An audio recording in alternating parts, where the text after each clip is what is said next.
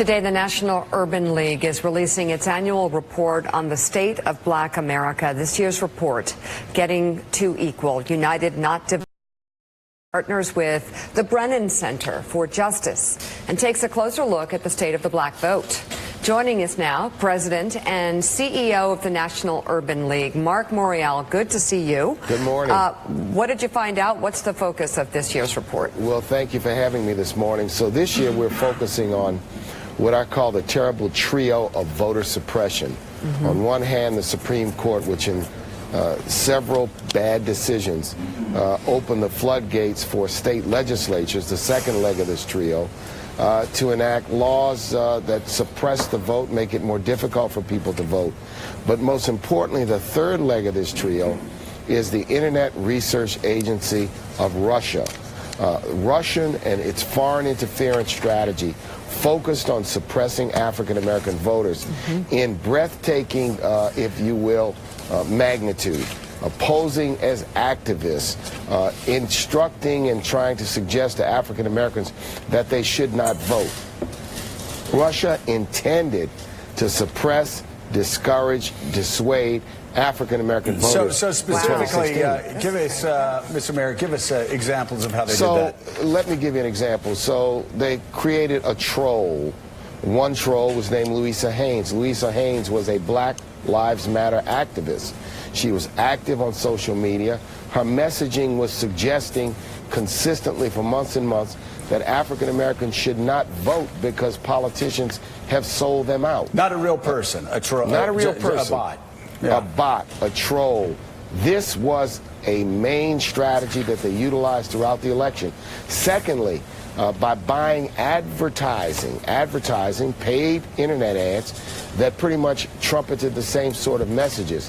I think the German Marshall Fund, our other research partner, points out in their piece that racial division was the animating purpose of Russian interference, and that the African American community was targeted for these messages by bots, by fakes, and by trolls. So let me ask you about the other part of your report, and that is that state legislatures are passing laws that make it easier to suppress the vote of black voters, of Latino voters, of other non-white voters. How do they do that? So this is what's important. I think there have been over 40 states where legislation's been introduced, and most well-known is certainly voter ID laws, cutbacks on early votings, restrictions on groups like the League of Women Voters and the National Urban League from conducting voter registration campaigns.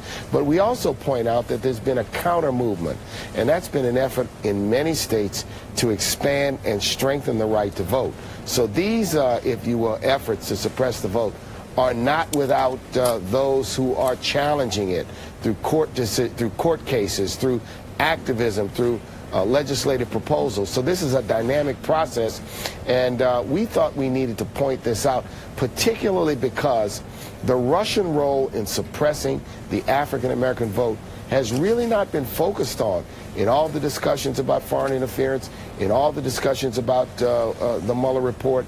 This role in injecting, in animating, in poking, if you will, into the racial animus in this country is what the Russians meant to do. It's what the Russians, I think, had some effect in doing. So we're about to talk about the economy, but why don't we end by talking to you about in the state of Black America, talking about the fact that right now Donald Trump will say, and other people supporting Donald Trump will bring up the fact that unemployment is a lower rate now for Black Americans than it's been.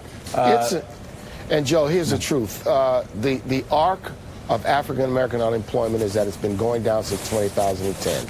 And it became low under Barack Obama, and it has continued over the last 2 years. However, African American home ownership is at its lowest level in 40 years. The rate of, if you will, the income inequality that exists between blacks and whites, the unemployment rate of African Americans is still 2 times that of whites. So let me ask you, why is home ownership at the lowest point in 40 years? That surprises me, considering that, again, unemployment is the lowest it's ever been. Why is black home ownership lower than it's been in 40 years? Because the recession and predatory lending cost many, many African Americans, and the loss of jobs to lose their homes. And secondarily, even though people are working today, Joe, it's difficult to qualify for a home loan. They're making less money. They're bringing home less money. Restrictions are much tighter on the banks. This part of Africa, the African American economic picture, we need to focus on. We need to put emphasis on. The other thing I would say about the African American economy is that, yes, but African Americans remain the caboose on the train. When the economy speeds up, things get better for African Americans, but the disparities are still present. That's what we've got to work on. All right, Marc Morial, thanks so much for your service to this country. We'll be reading the annual report on the state